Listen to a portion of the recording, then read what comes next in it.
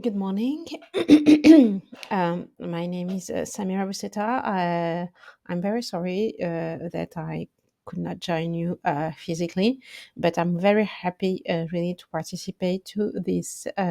very interesting and important event and to have the possibility to share with you some insights regarding the topic of public procurement of innovation and how this very strategic tool can um, drive decarbonization in EU.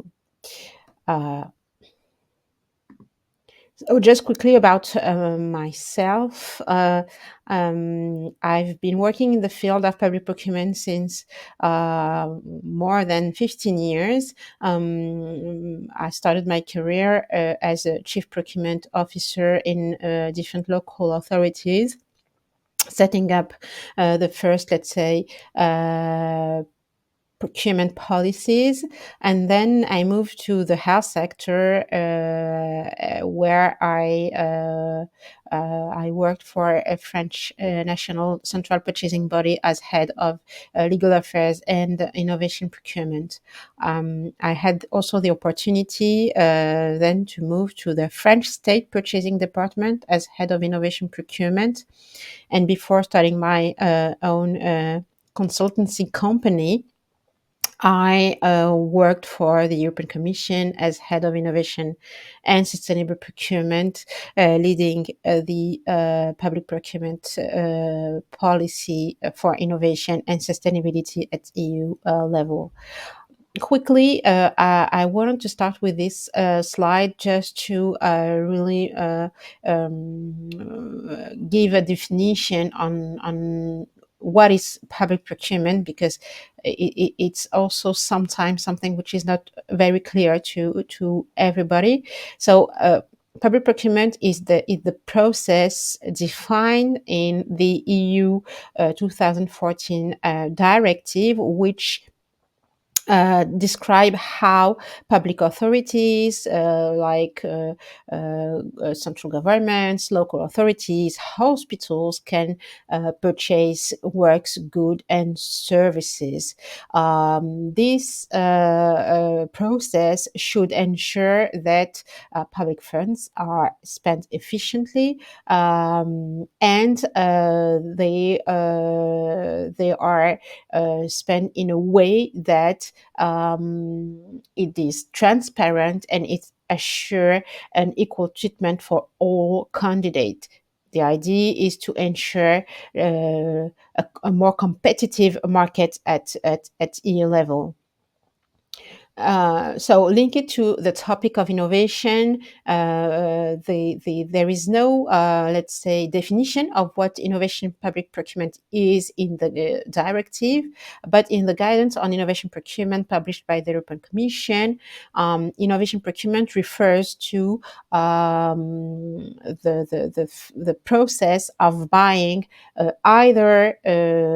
innovation, research, and development services,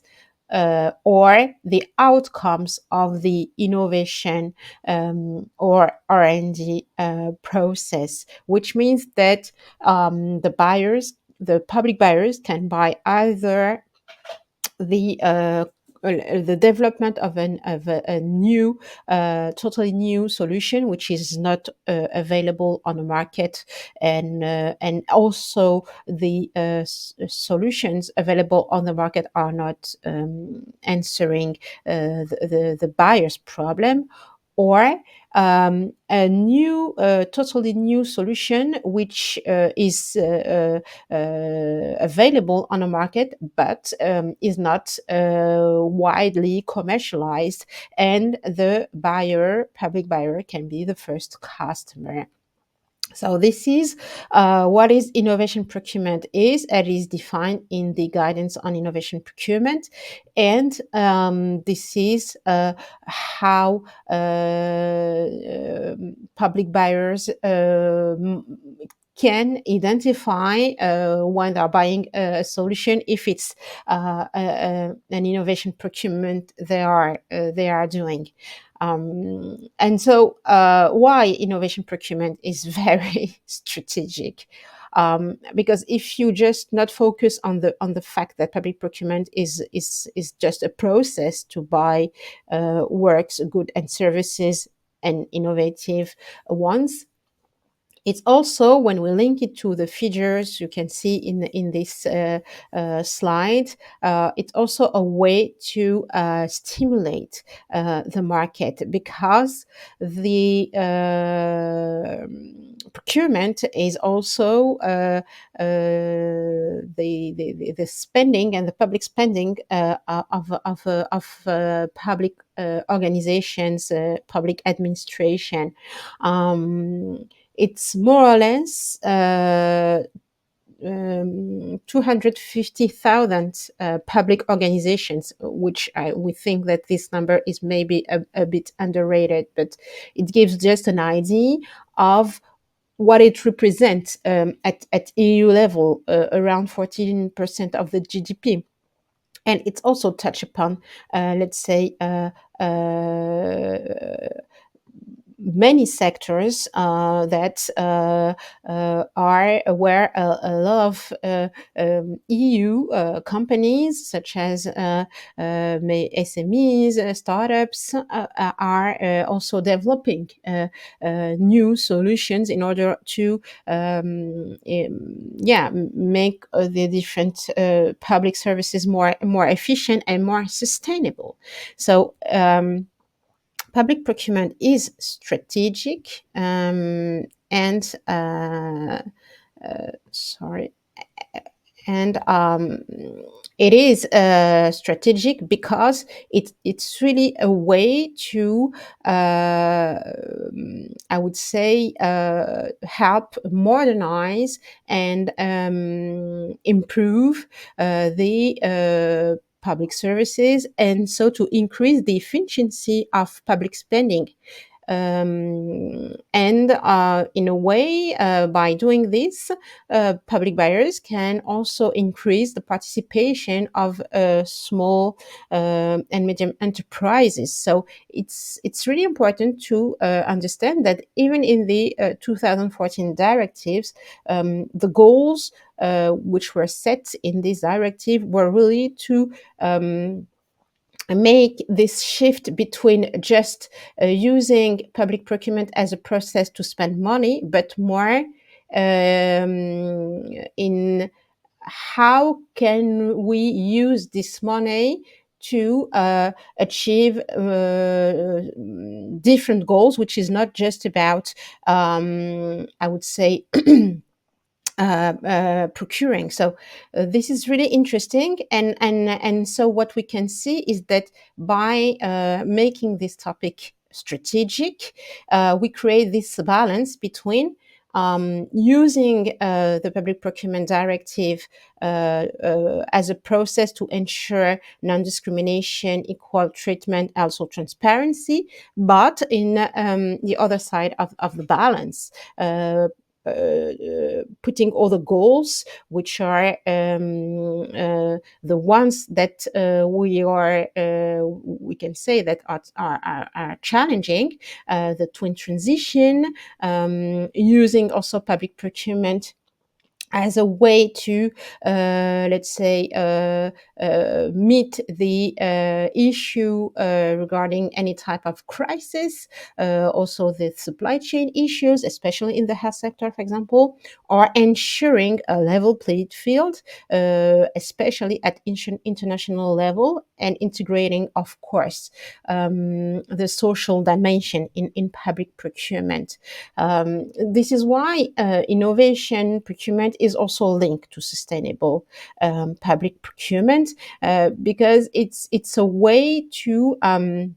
make sure that by integrating new solution, we can also choose the solution to reduce the environmental impact or environmental footprint of the public administration, to also, let's say, promote some social inclusion elements, but also have an economic benefit for the market. So there is now, I would say, a transformation of what innovation procurement or public procurement is, and again linking innovation to sustainable procurement. It's the shift between the fact that previously, the focus was more on the tender phase, which is in the middle of this graphic, which was, as I said, the fact that we use EU Public Procurement Directive only to respect the process which is described in the legal framework, to something which is very different, which means that the focus is on the preparation of the public procurement contract, by connecting to the innovation and sustainable ecosystems, working with some research centers or innovation agencies, also all the intermediaries such as incubators, for example, and but also focus on, I would say, the phase related to contract execution by working with the chosen supplier in a partnership where the buyer has also the role of supporting the supplier, the chosen supplier, in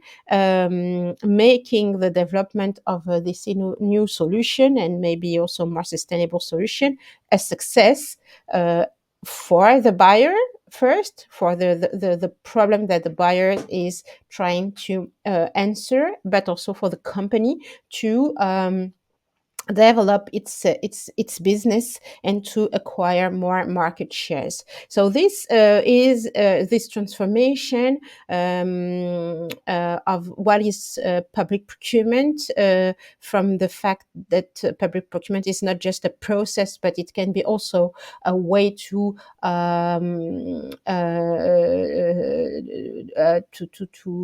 to answer some, let's say, higher challenges, is a policy developed by also the European Commission, to shape EU market through public demand. So public procurement is now considered as a lever through public demand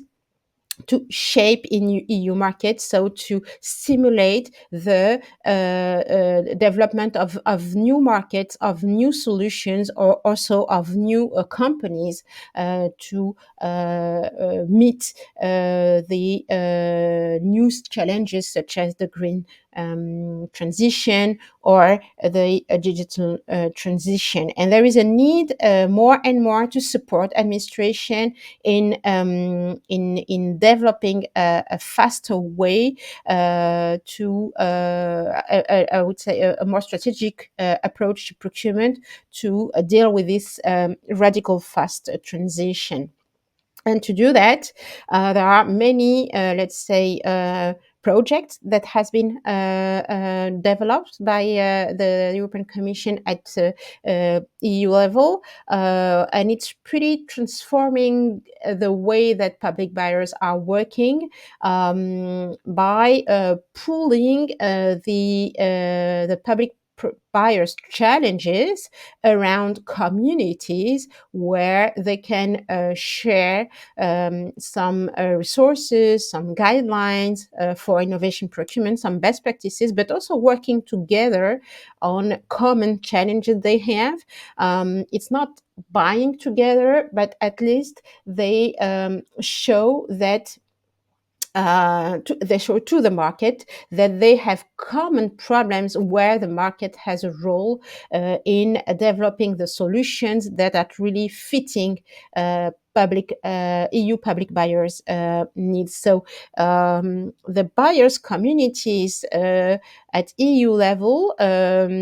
started really to discuss around the problems and they have, the challenges they have, the fact that the let's say the existing solutions available on the market are not really fitting their needs. and and the fact that by working alone, each public buyers can't really push the market in the development of the solutions that they really need. So the idea is really to have the public buyers discussing around the different problems to let's say express new needs and connect with the market. By doing this, they really drive the market for new solutions, and they also prepare the future market for their challenges. It's a way to better connect with innovators, to better connect with the innovative suppliers, and also to give a good, let's say, a strong signal to the market that there is a some let's say business opportunities that maybe some suppliers didn't see before. And this the fact that they are joining forces around common challenges helped create new markets,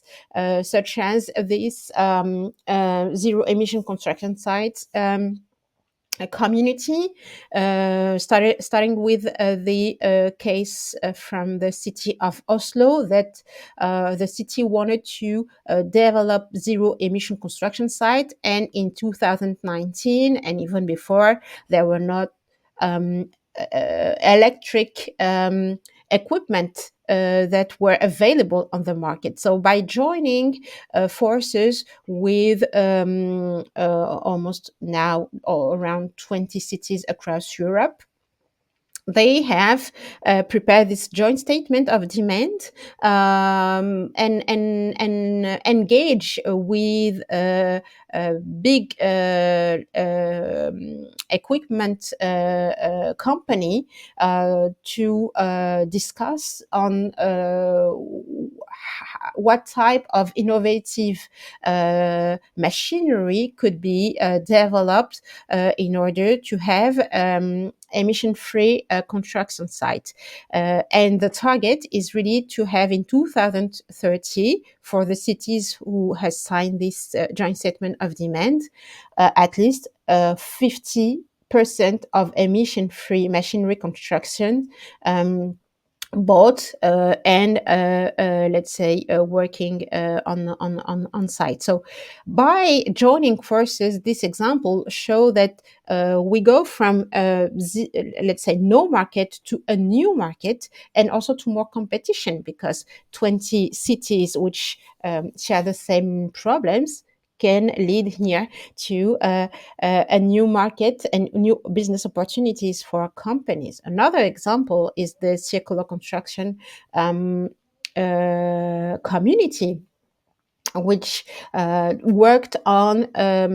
circular asphalt from the city of Rotterdam. And again, the idea is the same a little bit than the one before, is this topic on how to work on circular construction materials is very complicated, and one city can't approach it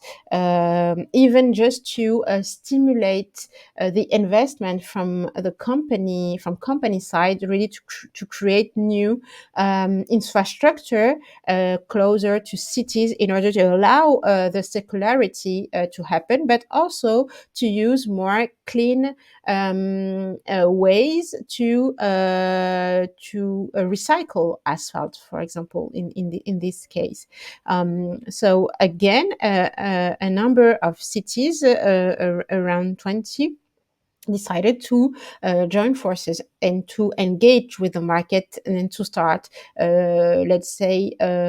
create some small pilots in order to test new solutions at pretty small scale, but use this pilot to understand what type of ecosystems is needed to be built in order to allow this new way of recycling construction material to happen. So this is again a very interesting example of how building communities communities of public buyers, how when public buyers join forces, engage together on common challenges, and engage with the market, can transform the market and creating new business possibilities for companies. Another example coming from the topic of sustainable solar PV. Here, the community has developed a very interesting guidance on how to draft some procurement requirements and award criteria for this type of procurement. And as it is an EU project, it was translated into 24 EU